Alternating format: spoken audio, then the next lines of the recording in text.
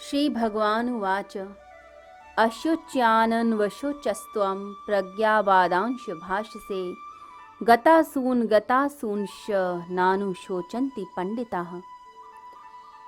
जिनके लिए शोक करना उचित नहीं है उनके लिए तुम शोक करते हो और ज्ञानियों के ऐसे वचनों को कहते हो, परंतु ज्ञानी पुरुष मृत और जीवित दोनों के लिए शोक नहीं करते हैं।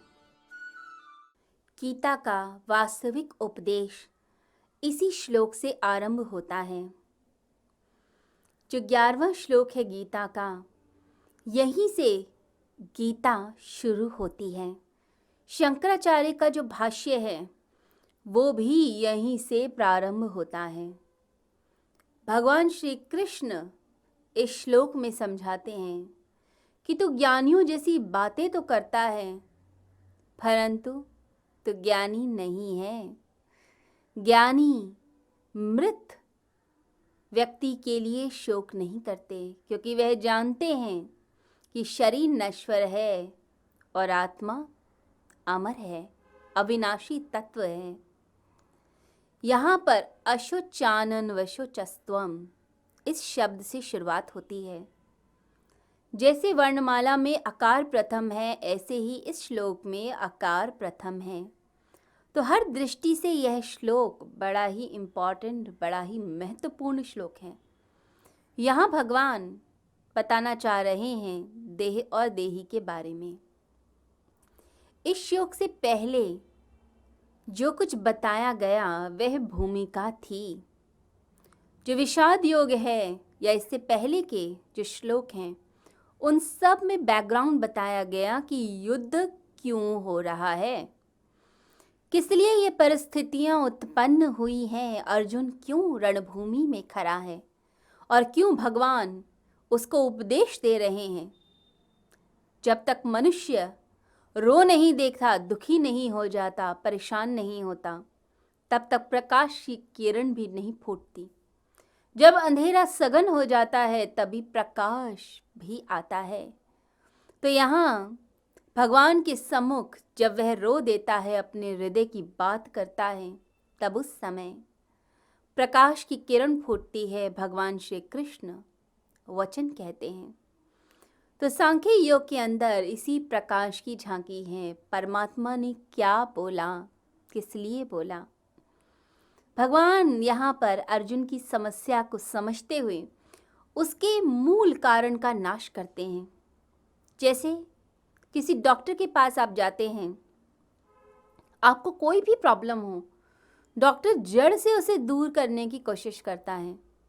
आपको बुखार है तो देखेगा कि बुखार किस लिए है, क्या कारण है। कोई बीमारी है इसलिए बुखार है, या कुछ हो गया है तो आपको उसी तरह की दवाई देगा, एंटीबायोटिक्स देगा, आपको रिलैक्सेशन करवाएगा, आपकी डाइट में मॉडिफिकेशन कराएगा, आपको आराम करने की सलाह देगा। तो मूल कारण जो है उसे ठीक करता है। एक सर्जन अगर कोई बीमारी है पैर में तो सर्जरी करके उसको निकालता है, जिसके कारण शरीर में विष घुल रहा है, परेशानी हो रही है। बिल्कुल ऐसे ही भगवान श्री कृष्ण अर्जुन के मोह का नाश करते हैं। अर्जुन का मोह क्यों उत्पन्न हो रहा है, उसके अज्ञान के कारण, आत्म अज्ञान के कारण। तो आत्म अज्ञान जो उसका मेन रोग है उसको ही जड़ से दूर करने का प्रयास करते हैं। भगवान उसकी चिकित्सा करते हैं, उसकी प्रॉब्लम को समझते हैं। जैसे डॉक्टर पहले डायग्नोस करता है फिर ट्रीटमेंट करता है, तो भगवान भी पहले डायग्नोसिस करते हैं कि क्या रोग है, क्या परेशानी है, फिर उसका निदान बताते हैं। तो भगवान सांख्य योग में सांख्य दृष्टि से, योग दृष्टि से स्वधर्म बताकर उसकी समस्या पर विचार कर रहे हैं। बताते हैं कि देह अलग है, देही अलग है, शरीर मरण धर्मा और अंदर रहने वाली आत्मा देही है। ये आत्मा शरीर का उपभोग करती है, अपने कर्म फल को भोग कर फिर दूसरे शरीर को धारण करती है। अर्जुन, तुम इस शरीर के पीछे अपनी आत्मा को मत छोड़ो। जिसने मरना है वो तो मरेगा ही, और जो नहीं मर सकता उसको मारा नहीं जा सकता। तो सांख्य दृष्टि से विवेचन करते हैं, स्वधर्म बताते हैं कि तू क्षत्रिय है तो जाग, क्यों नहीं जागता, क्यों नहीं कर्म करता, अपना धर्म निभा, कर्तव्य निभा, अपने कर्तव्य में कोई भी कमी मत रहने दे। साथ ही साथ कर्म का भी उपदेश देते हैं। कर्म योग में बोलते हैं कि तू योग दृष्टि से भी सोच कि कर्म तो करना है। जैसे राजा जनक ने कर्म किए, राजा थे, व्यापार किया, राजा थे, राज्य काज संभाला, सब कुछ देखा, और उसके साथ साथ उन्होंने कर्मों को नहीं छोड़ा। निस्संग भाव के साथ कर्म में लिप्त हुए बिना, फल की आशा किए बिना, बिना आसक्ति और अटैचमेंट के कर्म किए। वह विदेह अवस्था में रहे, जैसे देह से ऊपर उठकर कोई जीता है, कमल की भांति जीता है, ऐसे जीवन को जिया। तो भगवान श्री कृष्ण उसको उपदेश देते हैं, ये आत्मज्ञान यह कारण है जिसके कारण तू रो रहा है, परेशान है, तो उसी को दूर करने का, निदान करने की बात करते हैं। अब ये आत्मज्ञान क्या है? जो आत्मा का स्वभाव है, शुद्ध चैतन्य स्वरूप, वह जब आच्छादित होने लग जाता है हमारी इच्छाओं और वासनाओं के कारण, उसके ऊपर एक लेयर जमने लगती है धूल की। उस वजह से शुद्ध आत्म स्वरूप प्रकट नहीं हो पाता, और यही आत्म अज्ञान है। जैसे किसी बल्ब के ऊपर काफ़ी सारे पेपर्स की लेयर्स लगा दी जाएं, ब्लैक पेपर की, तो बल्ब का प्रकाश बाहर नहीं दिखाई देगा। जैसे अग्नि के आगे आप पर्दे लगा दीजिए तो अग्नि नहीं दिखाई देगी, वो कर्टेन्स छुपा देंगे उस अग्नि को। बिल्कुल ऐसे ही शुद्ध आत्मा स्वरूप चैतन्य भीतर जागृत है, उसके ऊपर इच्छाओं और वासनाओं की धूल है, धुआं है, और वो इतना गहरा है जिसकी वजह से जो हमारा आत्म स्वरूप है उसके प्रति भ्रांति पैदा होती है। कई बार लगता है कि वो है भी या नहीं। जैसे कोई व्यक्ति खड़ा हो और उसके आगे आवरण बना दिए जाएं, लेयर्स बना दिए जाएं, तो कोई व्यक्ति जो नया आएगा उसे लगेगा आवरण है, कोई व्यक्ति तो पीछे हो ही नहीं सकता, तो भ्रांति पैदा होती है। जब भी इच्छाएं और वासनाएं आच्छादित करेंगी हमारी आत्मा को, तो भ्रांति पैदा होती है, और ये भ्रांति ही फिर आत्म अज्ञान की तरफ ले जाती है, अहंकार पैदा करती है। मैं धनी हूँ, मैं ज्ञानी हूँ, मैं इस समाज में प्रतिष्ठित हूँ, मेरा नाम है, सम्मान है, ऐसा अहंकार जागने लगता है। तो जब शरीर, मन और बुद्धि से हम सीमित होते हैं तो जीव भाव पैदा होगा, अहंकार बुद्धि आती है।